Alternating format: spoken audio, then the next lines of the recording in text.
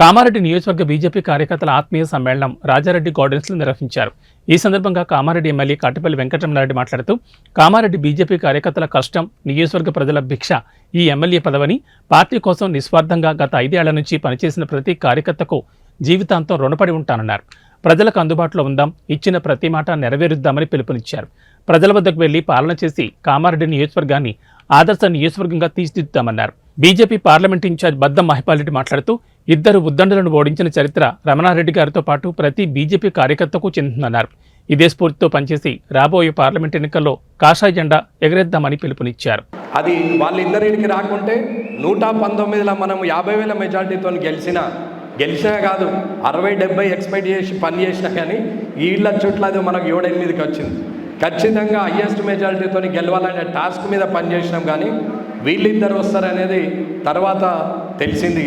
అయినా గెలుస్తున్నామనే నమ్మకం ఏంటి అంటే, మనం అంత పెద్ద పని గట్టిగా చేసుకుంటూ కూర్చున్నాం కాబట్టి వీళ్ళతోనైనా గెలవగలుగుతామనే నమ్మకం మనకుండే.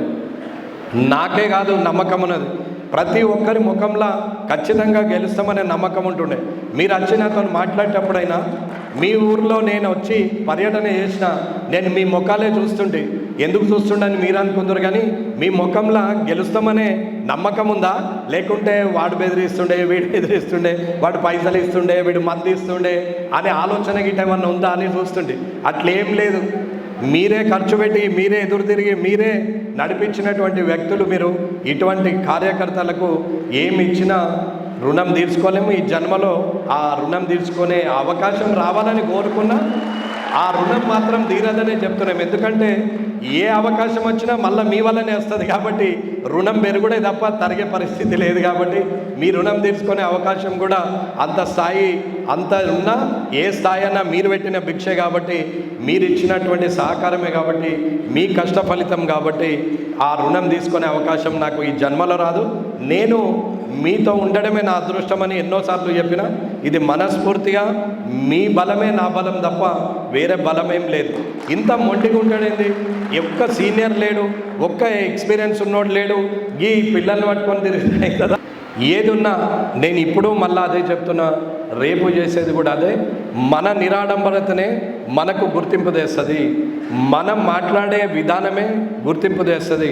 మనం నిలబడే తరీకా, మనం మాట్లాడే తరీకా, మన పద్ధతి, పెద్దవాళ్ళకి ఇచ్చే మర్యాద, చిన్నలతో నుంచి పంచుకునే ప్రేమ, అక్క చెల్లెని మాట్లాడే విధానం, ఇవే మనకు ఓట్లు తెచ్చినాయి తప్ప ఏ కుల సంఘాలకు చేసిండనో, గుళ్ళకు చేసిండనో కాదు. అది ఒక నమ్మకానికి, మనల్ని నమ్మడానికే చేసిన పని కాదు. అది కార్యక్రమం దేవుని కోసం చేసింది, లేని వాళ్ళ కోసము గట్టిగా ఇతరం చేసిందే తప్ప వేరే ఉద్దేశంలో లేదు. అది ఏ వీడియో చూసినా ఓటు మనం అడగలేదు, ఎక్కడ కూడా ఓటు వేయమని కూడా మనం చెప్పలేదు. కాబట్టి ఇది మీరు అర్థం చేసుకోవాలా, ఇది ఖాళీ మీ కష్టం, మీ ఫలితం. మీరు వాళ్ళు మందు పైసా పంచుకుంటూ పోతే మీరు కాళ్ళు మొక్కుంటూ పోయి చూడురి, అది గెలవడం మనకి ముఖ్యమైన కారణం.